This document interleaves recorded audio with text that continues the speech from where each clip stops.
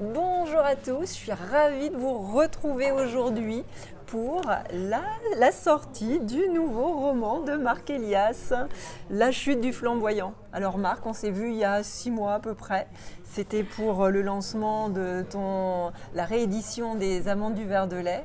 Donc on était au mois d'août, là on est au mois de décembre et c'est mon coup de cœur aussi, tu vois, avant Noël, c'est de parler de ce roman. Alors déjà, qu'est-ce que tu aurais envie de dire pour justement le pitch de ce livre? Bonjour à toi Nathalie, merci de m'accueillir à nouveau. En définitive, le pitch, c'est d'abord l'histoire d'une jeune fille et je suis très heureux d'avoir une héroïne à nouveau, comme je l'avais eu pour La Malle aux épices. Une jeune fille polynésienne, adoptée très très jeune par 2 universitaires du 5e arrondissement, qui va vivre donc dans ce 5e, fréquenter les meilleures écoles, les meilleures universités. Et à 26 ans, cette jeune fille se voit proposer par ses parents de partir 3 ans dans son pays d'origine afin que tu connaisses ta culture, dit son père, et après on revient. Sauf que ça ne va pas du tout se passer comme cela. Elle arrive dans son pays qu'elle ne connaît pas avec un regard neuf. On a donc en définitive la possibilité de découvrir un pays au travers de ses yeux, au travers de toutes les strates de la société où j'ai pu évoluer avec chance, où il y a du bon et du mauvais. Et fondamentalement, une idée qui m'est très chère, dans le cadre d'une quête identitaire assez générale d'ailleurs dans les Outre-mer, et légitime pour cette jeunesse, une quête identitaire qui s'accompagne très souvent d'un rejet de l'autre, que personnellement je condamne et qu'elle va condamner aussi. Non seulement le blanc, pour ce qu'il représente en tant que colonisateur, mais le chinois, ce qui représente le pouvoir économique, lui qui est arrivé un jour, voilà, et qui est aujourd'hui si puissant, et même au sein de la société polynésienne, une sorte de rejet du polynésien qui aurait vécu ailleurs, c'est ce qu'elle va connaître, et qui ne serait pas resté tout le temps au Fénois. Le Fénois, c'est la terre polynésienne. Voilà. Et donc, en définitive, c'est une étude, entre guillemets, sociétale, mais c'est surtout une fiction avec un vrai suspense. Ouais, c'est ça que j'aime dans tes romans, c'est qu'il y a du suspense. Mais je te remercie beaucoup, beaucoup de suspense. Et je l'affirme, en même temps, je témoigne de cette époque parce que les temps forts, je les ai vécus. Voilà, et c'est ce que je voulais dire aux personnes qui nous regardent, c'est que quand même tu as vécu 6 ans et demi donc à Tahiti. Et qu'est-ce qui t'a inspiré, tu vois, voilà, pourquoi tu as eu envie d'écrire ce livre, tu vois, de nous faire partager cette culture en même temps Je me suis longtemps demandé si j'avais, alors que je travaille pour la Polynésie depuis plus de 30 ans. C'est ça aussi, hein. Que j'y ai travaillé, alors parce que je suis à la délégation de la Polynésie à Paris, que j'y ai exercé une fonction importante à Papeete, j'entends. Je me suis longtemps demandé si j'avais légitimité à écrire sur ce pays. Parce que l'on sent trop aujourd'hui le fait qu'on nous met dans des cases et que je resterai toujours, et je l'assume, le breton. Et que je ne serai jamais polynésien. Je ne serai pas plus tatoué que les tatoués, si je puis me permettre. Et je les respecte fondamentalement. Mais tu as un regard quand même, de le fait d'y avoir passé quand même, voilà, des nombreuses années et d'y être toujours, à avoir ce lien. Et j'ai décidé d'écrire sur Tahiti parce que diable, j'ai vu, j'ai ressenti, j'ai aimé et j'aime toujours passionnément ce pays, mais je ne suis pas en adoration totale. Il y a des choses qui ne vont pas, il y a des choses dont on ne parle pas. Il y a des choses qui sont bizarres, dont on ne parle pas assez. Eh bien moi j'ai voulu en parler et j'ai trouvé un biais, entre guillemets, c'est cette héroïne, je me répète, polynésienne. Jackie. Qui va changer de nom en plus. En fait, elle ne change pas de nom. Elle deviendra, voilà, son nom d'origine, qui est le nom polynésien, Nakura. Et Nakura, quelque part, elle m'a pris par la main et elle m'emmène dans son pays.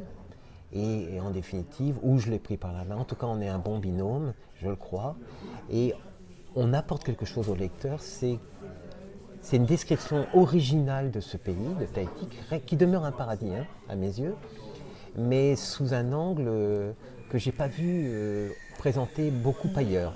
Voilà. Ça donne envie en fait, voilà, d'aller découvrir un autre angle de la Polynésie par ton regard à toi, Oui. le fait d'y avoir vécu et d'avoir sur ses fonctions à Paris. Et donc, eh bien, c'est un beau cadeau pour Noël, ça. Ben, je te remercie beaucoup. C'est vrai qu'il a mis du temps à sortir, comme tu me l'avais dit. Mais aussi, ce qui est important aussi, c'est que c'est ton 4e roman. Mais celui-ci, c'est un roman contemporain par rapport à tes autres romans qui étaient plus des romans historiques. Hein. J'ai voulu sortir de ma zone de confort. C'est bien, ça, de sortir de sa zone de confort. Oui, parce qu'en fait, j'ai toujours été passionné par l'écriture et l'histoire. Et donc, j'aime raconter des histoires. Fouiller si possible. Mais je me suis dit, je me répète, est-ce que tu es capable de témoigner sans prétention des temps présents, de ton époque? Et je me suis dit, il faut le faire. Et c'est un des objectifs que je me suis fixé, c'est de parler au présent, D'accord. Ouais. du temps présent, ce que je n'avais jamais fait jusqu'alors. Et on m'a félicité dernièrement pour une chose, c'est une femme qui l'a fait. Elle m'a dit, je suis stupéfait que tu aies réussi à l'âge que tu as, Sympa. à te glisser dans la peau, toi qui es un homme de 60 ans, à te glisser dans la peau d'une jeune fille de 26 ans. Parce que tu l'as fait avec justesse. Alors je ferme les guillemets, c'est elle qui le dit. Mais je l'ai pris comme un vrai compliment. Mais parce toi, que c'était pas facile. Voilà, c'était pas facile. Mais comment tu as réussi justement à rentrer dans la peau de cette jeune de 26 ans? Alors quand je lui ai répondu, j'ai dit c'est certainement ma part de féminité. Il y a certainement ça aussi. Peut-être, effectivement. Mais c'est aussi, je pense, parce que j'ai beaucoup observé, parce que j'aime les femmes. Je les ai beaucoup observées. Et j'ai des sœurs, j'ai une mère, j'ai une épouse extraordinaire, une fille adolescente, et que je considère sans flagornerie, à 60 ans, que les femmes nous sont supérieures. Voilà, c'est ce que je pense vraiment, dans bien des domaines, pas partout, mais dans bien des domaines. J'aime chez elles la finesse d'esprit, j'aime cette capacité à faire plusieurs choses en même temps. Moi, je ne suis pas capable de faire quelque chose. Voilà. Les femmes, oui, on peut. Et j'aime surtout cette grande humanité. Donc, pour rien qu'elles sont mères. Et et le paradoxe suivant, c'est leur grande capacité à résister, puisqu'elles sont souvent maltraitées, elles sont souvent rabaissées.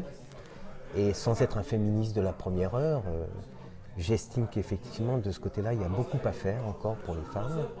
Et donc, pour qu'elles retrouvent leur juste place, en fait. Voilà. Eh ben, merci beaucoup. Hein, et donc, c'est le roman émotionnel et addictif. Et j'ai oublié de dire, c'est les éditions Brava qui ont une jeune édité maison d'édition. Une jeune maison avec Franck Doucet. Oui, qui est très dynamique.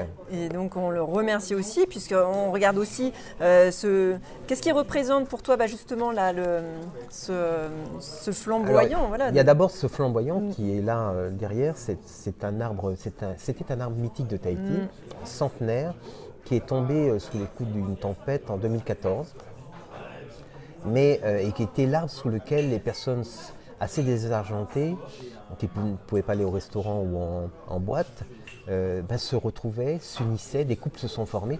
Et pour beaucoup de familles polynésiennes, quand cet arbre est tombé, ça a été un choc terrible, parce que quelque part, c'est une part de leur histoire qui partait. Alors il y a l'arbre en tant que tel, Voilà. il a un rôle important dans l'histoire, il aura un rôle très important pour Nakura, mais la chute du flamboyant, c'est aussi une métaphore. Et on voit bien donc que le tronc, c'est Paris, parce que la Tour Eiffel, parce qu'elle a vécu là-bas. C'est ça, dans le Et 5e. le flamboyant représente Tahiti. Mais la métaphore, c'est qu'il y a un personnage dans le roman, brillant, exceptionnel, qui va chuter. Je n'en dis pas plus, mais qui flamboyait. Et qui, au terme de l'histoire, ne flamboie plus du tout. En tout cas, merci beaucoup Marc. Hein, Merci à toi. J'espère que ça va vous donner envie de le lire, envie de l'offrir. Je pense que c'est vraiment, il tombe à point pour cette fin d'année 2022 comme cadeau. Vous voyez, tout à l'heure, je parlais avec une personne et elle me disait le bien-être, ça passe aussi par la lecture. Parce que en fait, dans un livre, on va voyager, il y a des personnages, on va pouvoir aussi les intégrer, les voir à notre image aussi et comment on va se les représenter. Donc, vous voyez, quand vous avez besoin, c'est une technique de bien-être, c'est de lire un livre qui vous fait du bien, qui vous fait voyager. Et qui permet de s'évader. Donc, je vous conseille La chute du flamboyant. Et puis le petit clin d'œil, c'est qu'on est en Bretagne, on est au Val-André et on est dans un superbe endroit qui m'est cher parce qu'on est au golfe du Val-André. C'est là où je suis abonnée. Et c'est quand même un cadre magnifique pour présenter ce livre qui se passe à Tahiti. Et puis qui pourrait être le cadre d'un nouveau roman. Et oui, voilà, pour avoir de l'inspiration. Exactement. En tout cas, merci beaucoup. N'hésitez pas à nous mettre sous les commentaires ce que vous avez pensé du livre. Si vous avez des questions, on sera ravis d'y répondre. Je te transmettrai les questions. Merci. Et puis, je vous souhaite de belles fêtes de fin d'année et rendez-vous à très bientôt. Au revoir, Marc. À bientôt, joyeuses fêtes. Au revoir, merci.